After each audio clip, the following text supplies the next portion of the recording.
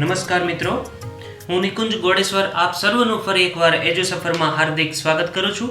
મિત્રો, આજે આપણે ભણીશું બંધારણનો સૌથી અગત્યનો ટોપિક રાષ્ટ્રપતિ, ધ પ્રેસિડેન્ટ.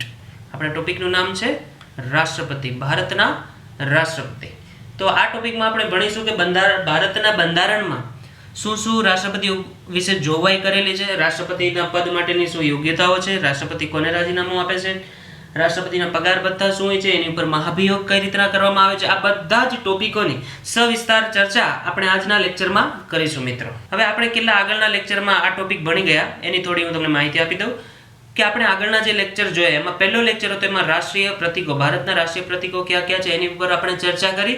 ત્યાર પછી બીજો લેક્ચરમાં આપણે ભણ્યા કે બંધારણનું નિર્માણ કઈ રીતના કરવામાં આવ્યું, બંધારણ સભા શું હતી, એની રચના કઈ રીતના થઈ અને શું શું કામ કર્યું, એ બધા જની ચર્ચા આપણે લેક્ચર નંબર 2 માં કરી. ત્યાર પછી બંધારણની વિશેષતાઓ, આપણું બંધારણની કઈ કઈ વિશેષતાઓ છે, દુનિયાનું સૌથી લાંબુ બંધારણ છે, એકલ નાગરિકતા આપેલી છે, આ બધી જ ચર્ચા આપણે બંધારણની વિશેષતામાં કરેલી. ત્યાર પછીનો આપણે ચોથો લેક્ચર ભણ્યા એમાં બંધારણની પ્રસ્તાવનાની આપણે ચર્ચા કરી કે પ્રસ્તાવના શું છે, એમાં કયા કયા અગત્યના શબ્દો છે એની આપણે સમજ મેળવી.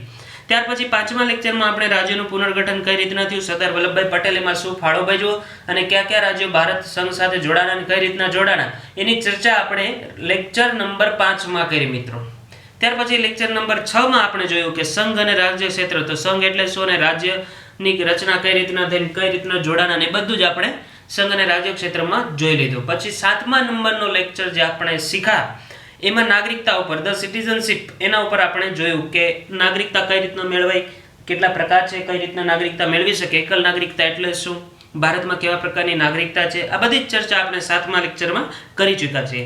પછી 8મો લેક્ચર જે આપણે ભણ્યા એમાં મૂળભૂત અધિકારો, ધ ફંડામેન્ટલ રાઇટ્સ, આપણા મૂળભૂત અધિકારો કયા કયા છે, 6 અધિકાર છે, એ 6 છે ને આપણે સવિસ્તાર ચર્ચા કરી. પછી મૂળભૂત ફરજો, જે આપણી અનુચ્છેદ નંબર 51 ક માં ભારતના બંધારણમાં આપેલી છે મૂળભૂત ફરજો, 11 મૂળભૂત ફરજો, એની ચર્ચા આપણે આગલા લેક્ચરમાં કરી. અને મિત્રો, આજે આપણે ભણીશું 10મો લેક્ચર, ધ રાષ્ટ્રપતિ, ધ પ્રેસિડેન્ટ. ઓકે, તો એમાં પહેલી સ્લાઇડ આપણે જોઈએ કે રાષ્ટ્રપતિ સંઘની કારોબારીમાં આવે છે અને સંઘની કારોબારીમાં જે જે વ્યક્તિઓ છે, જે પદીનસ્થ અધિકારીઓ છે, એમની નિમણૂક કોણ કરે છે, તો કે રાષ્ટ્રપતિ. આપણે જોઈએ સવિસ્તાર. તો કે સંઘની કારોબારી એટલે શું, પહેલા એ આપણે સમજી લઈએ કે ભારતના બંધારણમાં ભાગ નંબર 5 માં, ભાગ 5 માં કેન્દ્રના વહીવટ, એનું નિયંત્રણ, એનું નિયમન,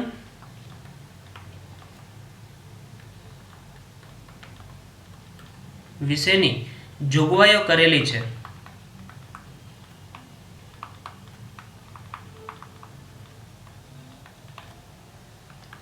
કે ભારતના બંધારણમાં ભાગ નંબર 5 માં કેન્દ્રના વહીવટ, નિયંત્રણ અને નિયમનની જોગવાઈઓ કરેલી છે કે સંઘનું આખું વહીવટ કઈ રીતના ચાલશે, એના ઉપર નિયંત્રણ કોણ રાખી શકશે અને નિયમન કઈ રીતના થશે એની ચર્ચા કેમાં કરેલી છે, તો કે ભાગ 5 માં.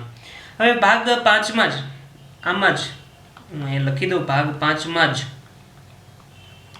અનુચ્છેદ નંબર 52 થી અનુચ્છેદ નંબર 78 સુધી, અનુચ્છેદ નંબર 78 સુધી સંઘની કારોબારીનું વર્ણન કરેલું છે. સંઘની કારોબારીનું વર્ણન કરેલું છે. મિત્રો, આજે આપણે ભણીએ છીએ અત્યારે આ પહેલી સ્લાઇડ, એ કોઈ રાષ્ટ્રપતિમાં નથી આવતું, પણ રાષ્ટ્રપતિ શું કામ જવાબદાર છે, એને કોણ રાષ્ટ્રપતિ જવાબદારી સોંપે છે, એની ચર્ચા થોડી આપણે બેઝિક ઓવરવ્યુ પ્રમાણે આ પહેલી સ્લાઇડમાં કરી લઈએ. ત્યાર પછી આપણો ટોપિક ચાલુ થશે રાષ્ટ્રપતિ. હવે સંઘની કારોબારી આપણે જોયું તો સંઘની કારોબારી એટલે શું ને એમાં કોણ આવી શકે, તો કે સંઘનો જે વહીવટ કરતા હોય એના સભ્યો એને સંઘની કારોબારી કહેવાય ને એમાં રાષ્ટ્રપતિ,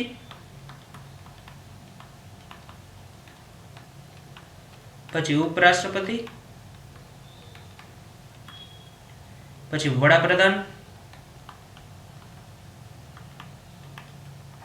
પછી મંત્રી પરિષદ, જે વડાપ્રધાનની એની નિમણૂક કરતી હોય છે. આપણે આના પછીનું જે લેક્ચર બનાવીશ એમાં મંત્રી પરિષદ અને વડાપ્રધાનનું આપણે શીખી લેશું. મંત્રી પરિષદ પછી મહાન્યાયવાદી. મહાન્યાયવાદી એટલે શું એની ચર્ચા પણ આપણે એક અલગથી લેક્ચરમાં જ કરી લેશું. આગળ જ હું આની પછી લેક્ચર બનાવવાનું છે એમાં. ઓકે, તો આપણે સંઘની કારોબારી એટલે શું અને એમની સત્તાઓ શું છે, એની વહીવટ કોણ કરે છે, બધું જ આપણે આ ભાગ નંબર 5 એનું વર્ણન કરેલું છે. અનુચ્છેદ નંબર 52 થી અનુચ્છેદ નંબર 78 સુધી સંઘની કારોબારીનું વર્ણન છે. ત્યાર પછી સંઘની કારોબારીમાં કોણ કોણ આવી શકે, તો કે રાષ્ટ્રપતિ, ઉપરાષ્ટ્રપતિ, વડાપ્રધાન, મંત્રી પરિષદ જે વડાપ્રધાન નિમણૂક કરે, અને મહાન્યાયવાદી એટર્ની જનરલ. હવે આપણે જોઈએ રાષ્ટ્રપતિ. હવે આપણો ટોપિક આજનો ચાલુ થાય છે ધ પ્રેસિડેન્ટ. એમાં પહેલું જોઈએ કે રાષ્ટ્રપતિ દેશના બંધારણીય વડા છે. રાષ્ટ્રપતિ દેશના બંધારણીય વડા છે. આ પહેલી સ્લાઇડ છે, બહુ અગત્યની છે. એમાં કોઈ પ્રશ્ન પૂછાય જાય એવા બધા ટોપિકોની ચર્ચા આપણે પહેલી સ્લાઇડમાં કરી લેશું. પછી ભારતીય રાજ્યનો પ્રમુખ છે રાષ્ટ્રપતિ. ભારત જે રાજ્ય છે, એક દેશ છે, એમના પ્રમુખ કોણ છે, તો કે રાષ્ટ્રપતિ. અનુચ્છેદ નંબર 52 પ્રમાણે, અનુચ્છેદ નંબર 52 પ્રમાણે રાષ્ટ્રપતિ પદની જોગવાઈ કરેલી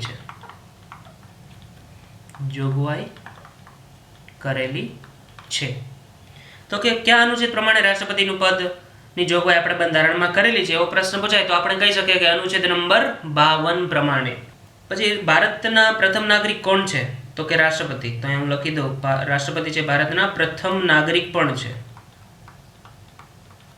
જેમ અમેરિકાના પ્રથમ નાગરિક કોણ હોય, તો કે ત્યાંના રાષ્ટ્ર પ્રમુખ પ્રેસિડેન્ટ ઓબામા. હવે આપણે મેં આગળ સૌથી પહેલો લેક્ચર મૂક્યો હતો ભારતીય સંસદ. એમાં આપણે થોડીક ચર્ચા કરી હતી કે સંસદમાં કોણ કોણ આવી શકે, તો કે લોકસભા, પછી રાજ્યસભા અને ત્રીજી વ્યક્તિ છે રાષ્ટ્રપતિ. આ ત્રણેય ભેગા મળીને, પહેલું લોકસભા, બીજું રાજ્યસભા અને ત્રીજું રાષ્ટ્રપતિ, આ ત્રણેય ભેગા મળીને ભારતની સંસદ બનાવે છે. શું? ભારતની સંસદ બનાવે છે. તો આપણે આ સ્લાઇડ અગત્યની છે. એમાં આપણે ભણ્યા કે રાષ્ટ્રપતિ એ બંધારણીય વડા છે, એ દેશના પ્રમુખ છે. અનુચ્છેદ 52 પ્રમાણે રાષ્ટ્રપતિ પદની જોગવાઈ કરેલી છે. ભારતના પ્રથમ નાગરિક છે. લોકસભા, રાજ્યસભા અને રાષ્ટ્રપતિ આ ત્રણેય ભેગા મળીને સંસદ બનાવે છે. એટલે આપણે એમ પણ કહી શકીએ કે રાષ્ટ્રપતિ એ ભારતીય સંસદનું અભિન્ન અંગ છે. હવે આપણે જોશું કે રાષ્ટ્રપતિ પદ માટેની યોગ્યતાઓ શું છે. આપણે રાષ્ટ્રપતિ બનવું હોય તો આપણામાં શું શું યોગ્યતાઓ હોવી જોઈએ એની આપણે હવે ચર્ચા કરીએ. તો કે જેને રાષ્ટ્રપતિ પદ માટે ઉમેદવારી કરવી છે એ ભારતનો નાગરિક હોવો જોઈએ. પહેલી યોગ્યતા તો એ જ હોવી જોઈએ કે ભારતનો નાગરિક હોવો જોઈએ. ભારતનો નાગરિક હોવો જોઈએ. પછી બીજી યોગ્યતા એનામાં એ હોવી જોઈએ કે એની ઓછામાં ઓછી ઉંમર 35 વર્ષની ઉંમર હોવી જોઈએ. કેટલી વર્ષ? 35 વર્ષની ઉંમર. સોરી, હું અહીંયા લખી દઉં, 35 વર્ષની ઉંમર હોવી જોઈએ જેને રાષ્ટ્રપતિ બનવું છે એને. પછી લોકસભામાં ચૂંટાવાની એની તાકાત હોવી જોઈએ. લોકસભામાં ચૂંટાવા માટેની યોગ્યતા હોવી જોઈએ. લોકસભામાં ચૂંટાવા માટેની યોગ્યતા હોવી જોઈએ. પછી કેન્દ્ર કે રાજ્યમાં કોઈ લાભના પદ પર ન હોવા જોઈએ. કોઈ લાભના પદ પર ન હોવા જોઈએ. જો રાષ્ટ્રપતિ પદ માટેની કેટલી યોગ્યતાઓ છે, તો કે ભારતનો નાગરિક હોવો જોઈએ. પહેલી યોગ્યતા એની પાસે હોવી જોઈએ, ભારતનો નાગરિક. પછી 35 વર્ષની એની ઉંમર હોવી જોઈએ. પછી લોકસભામાં ચૂંટાઈ શકે એવી એની યોગ્યતા હોવી જોઈએ. અને રાજ્યમાં અથવા કેન્દ્ર સરકારમાં કોઈ લાભના પદ પર ન હોવા જોઈએ. જો મેં લખ્યું છે કે રાજ્ય સરકાર ઉપર કે કેન્દ્ર સરકાર પર કોઈ લાભના પદ પર એ વ્યક્તિ ન હોય તો એ રાષ્ટ્રપતિ પદ માટેની યોગ્યતા સિદ્ધ કરી શકે છે. ત્યાર પછી રાષ્ટ્રપતિની ચૂંટણીમાં કોણ કોણ ભાગ લે, એની ચૂંટણી કઈ રીતના થાય એ આપણે જોઈએ. અનુચ્છેદ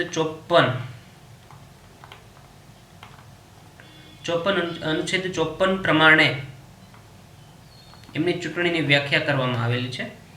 ને એમાં એવું કીધું છે કે એક મતદાર મંડળ એમને ચૂંટે છે. તો એ મતદાર મંડળમાં કોણ કોણ હોય તો હું અહીંયા લખી દઉં. પેલા તો લોકસભાના સભ્યો પ્લસ રાજ્યસભાના સભ્યો, એટલે શું થયું, આ બે ભેગું મળીને ભારતની સંસદ થઈ. તો કે સંસદ સભ્યો લોકસભાના અને રાજ્યસભાના પ્લસ રાજ્યના વિધાનસભાના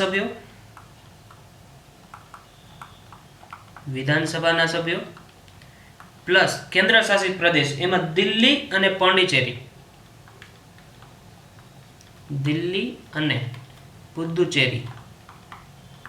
પુડુચેરીના સભ્યો.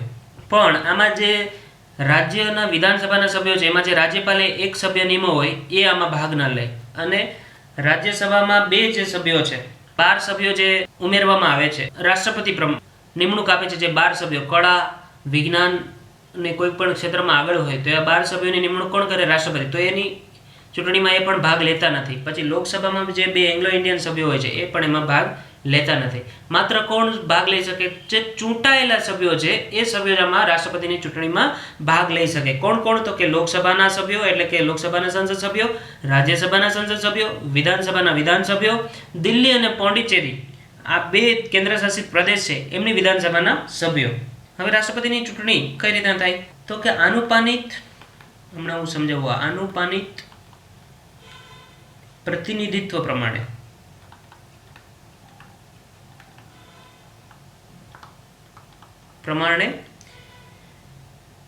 રાષ્ટ્રપતિની ચૂંટણી થતી હોય છે. આ પ્રમાણે તો આનુપાનિક પ્રતિનિધિત્વ એટલે શું? તો કે કેન્દ્ર સરકારના જે લોકસભા અને રાજ્યસભાના જે સભ્યો છે એ અને વિધાનસભાના સભ્યો છે એ બંને સભ્યોનો વોટિંગ પાવર એ બંનેના ભાગાકાર કરવામાં આવે અને બંનેનો એક સેમ જે વોટિંગ પાવર નીકળે એ વોટ બંનેનો સેમ ગણાય.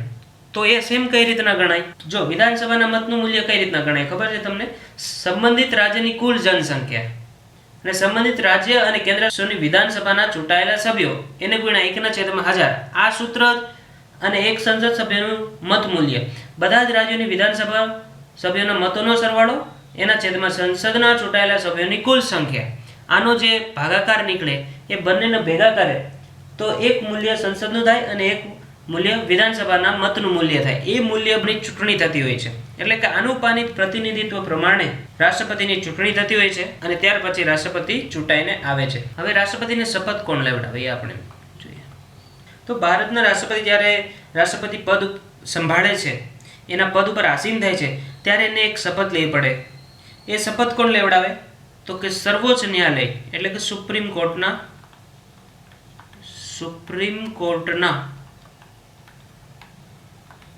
મુખ્ય ન્યાયાધીશ એટલે કે ચીફ જજ એ ભારતના રાષ્ટ્રપતિને શપથ લેવડાવે છે.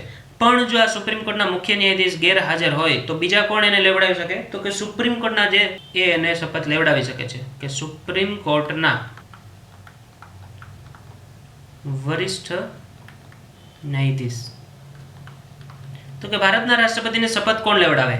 તો કે સુપ્રીમ કોર્ટના મુખ્ય ન્યાયાધીશ ભારતના રાષ્ટ્રપતિને શપથ લેવડાવે છે. પણ જો આ સુપ્રીમ કોર્ટમાં મુખ્ય ન્યાયાધીશનું પદ ખાલી હોય તો કોણ લેવડાવે? અથવા એ ગેરહાજર હોય તો કોણ લેવડાવે રાષ્ટ્રપતિને શપથ? તો કે સુપ્રીમ કોર્ટના વરિષ્ઠ ન્યાયાધીશ, જેમાં 31 ન્યાયાધીશ હોય છે. એ આપણે સુપ્રીમ કોર્ટ ભણીશું એક લેક્ચરમાં, ત્યારે હું તમને બધું સમજાવીશ કે એના કેટલા જજ હોય છે, એની ચૂંટણી કઈ રીતના થાય, એમને કઈ રીતના એના જજ બનાવવામાં આવે છે, એની સિસ્ટમ આખી શું છે, જ્યુડિશિયલ એપોઇન્ટમેન્ટ સિસ્ટમ, એ આપણે આખું એક લેક્ચરમાં શીખીશું. પણ અત્યારે એટલું યાદ રાખી લો કે સુપ્રીમ કોર્ટના જે મુખ્ય ન્યાયાધીશ હોય છે એ રાષ્ટ્રપતિને શપથ લેવડાવે છે અને એ જ્યારે ગેરહાજર હોય ત્યારે રાષ્ટ્રપતિને સુપ્રીમ કોર્ટના જે વરિષ્ઠ ન્યાયાધીશ હોય છે એ શપથ લેવડાવે છે. હવે એના પગાર અને ભથ્થા એની આપણે થોડી ચર્ચા કરી લઈએ. એટલે તમને પણ એમ થાય કે એક દિવસ હું પણ રાષ્ટ્રપતિ બનીશ તો આટલો બધો પગાર અને આવી સુવિધાઓ હું લઈશ. તો કે રાષ્ટ્રપતિનો પગાર પહેલા તો કેમાંથી ચૂકવવામાં આવે છે? તો કે રાષ્ટ્રપતિનો પગાર છે એ સંચિત નિધિ ઉપરથી ચૂકવવામાં આવે છે. જે સંચિત નિધિ હોય છે, જે આપણું સ્થાયી ભંડોળ હોય છે, એવું પણ કહેવાય કે સ્થાયી ભંડોળ હોય છે ભારત સરકારનું, એમાંથી રાષ્ટ્રપતિનો પગારની ચૂકવણી કરવામાં આવે છે. એનો રાષ્ટ્રપતિનો પગાર કેટલો હોય છે? એક મહિનાનો પગાર 1,50,000 રૂપિયા પ્રતિ માસ એમનો પગાર 2008 થી રાષ્ટ્રપતિને વધારી દીધો, ત્યારથી એનો પગાર કેટલો છે 1,50,000 રૂપિયા પર મંથ. પછી જ્યારે રાષ્ટ્રપતિ 5 વર્ષ પછી રિટાયર થઈ જાય ત્યાર પછી એનો અડધું પેન્શન આપવામાં આવે, અડધું પેન્શન આપવામાં આવે. પછી જે આ પેન્શન મળતું હોય એનું મૃત્યુ થઈ જાય પછી એના પરિવારને એમાંથી પણ અડધું પેન્શન આપવામાં આવે એમના પરિવારને. તો કે રાષ્ટ્રપતિનો પગાર 1.5 લાખ રૂપિયા છે, એ સંચિત નિધિમાંથી ચૂકવવામાં આવે છે.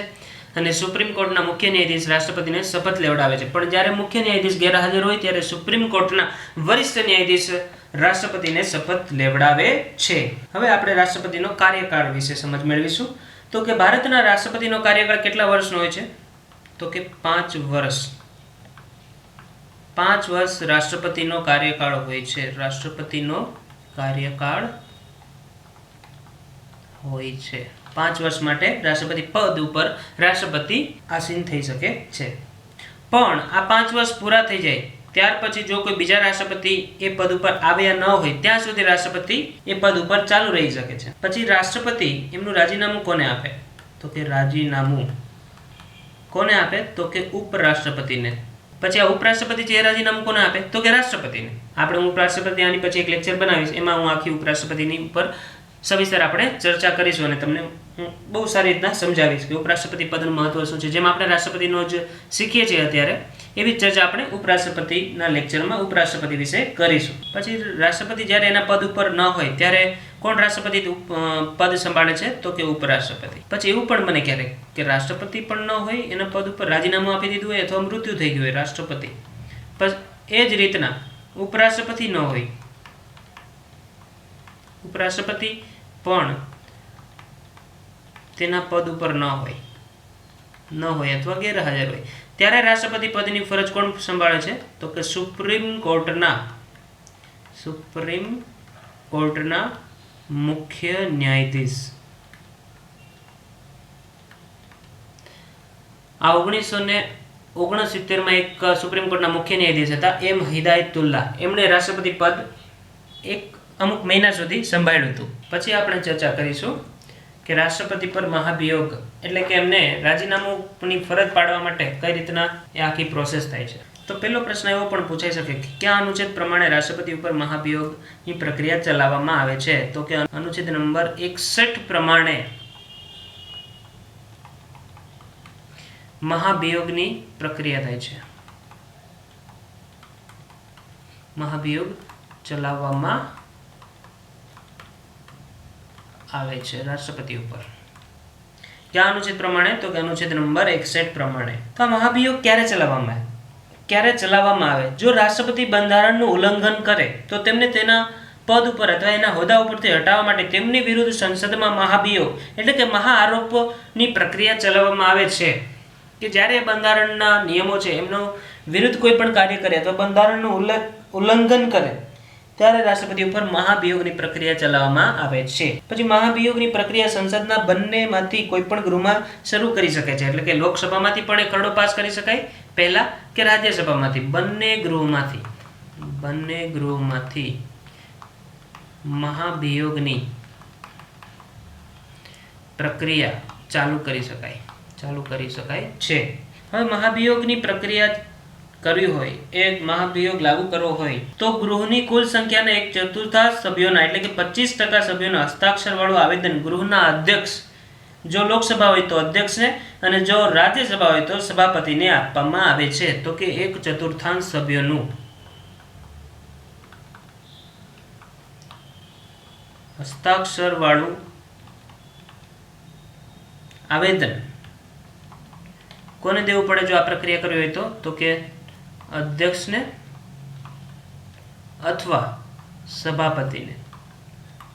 સભાપતિ એટલે શું એ આપણે સમજી લઈએ કે રાજ્યસભા હોય છે એના જે અધ્યક્ષ હોય છે એને કયા નામથી ઓળખવામાં આવે છે? તો કે સભાપતિ. અને લોકસભાના અધ્યક્ષ હોય તો એને તો અધ્યક્ષ જ કહેવામાં આવે છે. પછી જો આવેદન આપી દે 1/4 સભ્યોના હસ્તાક્ષર વાળું આવેદન અધ્યક્ષ અથવા સભાપતિને આપી દે ત્યાર પછી શું થાય? તો કે ત્યાર પછી રાષ્ટ્રપતિને 14 દિવસની નોટિસ આપવામાં આવે.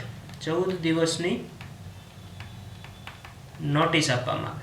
ત્યાર પછી રાષ્ટ્રપતિ આ 14 દિવસમાં બંને ગૃહમાં જઈને પોતાની વાત અથવા પોતાની રજૂઆત કરી શકે કે આ મેં આવું કઈ બંધારણનું ઉલ્લંઘન કર્યું નથી, તમે આ જે પ્રસ્તાવ લાવો છો એ ખોટો છે. પણ જો આ પ્રસ્તાવ જે લાવે 1/4 સભ્યોના હસ્તાક્ષર વાળું આવેદન અધ્યક્ષ અને સભાપતિને આપે અને જે બંને ગૃહમાંથી પાસ થઈ જાય, 14 દિવસની નોટિસ આપે ત્યાર પછી એમાં વોટિંગ થાય અને જો એ પ્રસ્તાવ પાસ થઈ જાય તો રાષ્ટ્રપતિ અને કેટલે 2/3 બહુમતીથી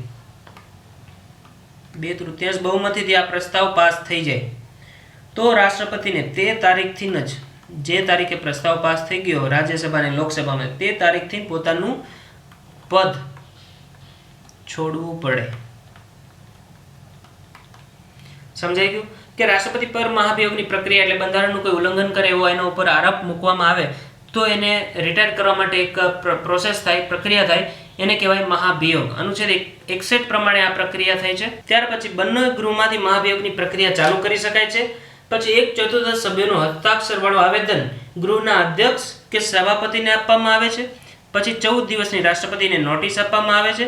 ત્યાર પછી 2/3 બહુમતીથી જો આ ખરડો પાસ થઈ જાય તો તે તારીખથી જ, જે તારીખે રાષ્ટ્રપતિનો એક ખરડો પાસ થયો હોય બંને ગૃહમાંથી, એ તારીખથી જ રાષ્ટ્રપતિએ પોતાનું પદ છોડવું પડે છે. ત્યાર પછી ચૂંટણી થાય પછી બીજા નવા રાષ્ટ્રપતિ આવે. ઓકે મિત્રો, આટલું શીખ્યા.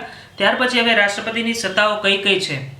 એમની પાસે 8 પ્રકારની સત્તાઓ છે. વહીવટી સત્તાઓ, નાણાકીય સત્તાઓ, રાજદ્વારી સત્તાઓ, સૈન્ય સત્તાઓ, ધારાકીય સત્તાઓ, ન્યાયિક સત્તાઓ, વીટો પાવર શું છે, રાષ્ટ્રપતિ કટોકટી કઈ રીતના લાગુ કરે છે, આ બધી જ જે 8 પ્રકારની રાષ્ટ્રપતિ પાસે સત્તાઓ છે, પ્રેસિડેન્ટ પાસે, એની ચર્ચા હવે આપણે આગળના લેક્ચરમાં કરીશું. Okay, thank you. અમારા તમામ અપડેટ માટે ગૂગલ પ્લે સ્ટોર પર જઈ EDUSAFAR અલબત્ત EDUSAFAR લખી સર્ચ કરી આપ પહેલી જ એપ્લિકેશન ઇન્સ્ટોલ કરશો. આ વિડીયો જોવા બદલ આપનો ખૂબ ખૂબ આભાર.